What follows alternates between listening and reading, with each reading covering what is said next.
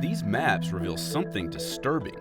The rich outlive the poor everywhere in the US. And if you're poor, where you live can have a huge impact on how long you live.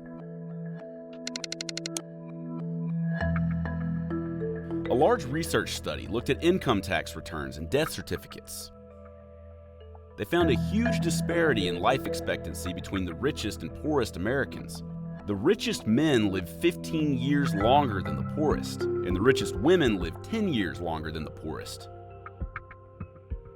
During the study, the rich gained 3 years in life expectancy.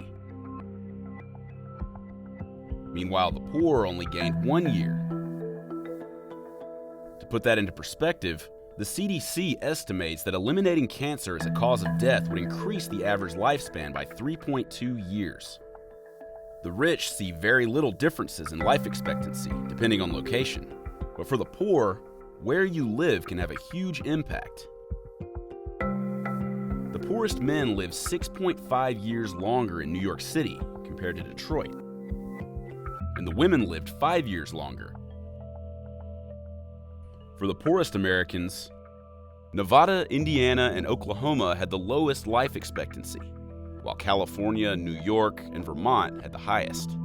The study found the poor live longest in affluent cities, with highly educated populations and high levels of local government spending. Surprisingly for the poor, access to health care or levels of income inequality didn't play a large role in life expectancy. Our findings show that disparities in life expectancy are not inevitable. There are cities throughout America, from New York to San Francisco to Birmingham, Alabama, where gaps in life expectancy are relatively small or are narrowing over time. Replicating these successes more broadly will require targeted local efforts, focusing on improving health behaviors among the poor in cities such as Las Vegas and Detroit.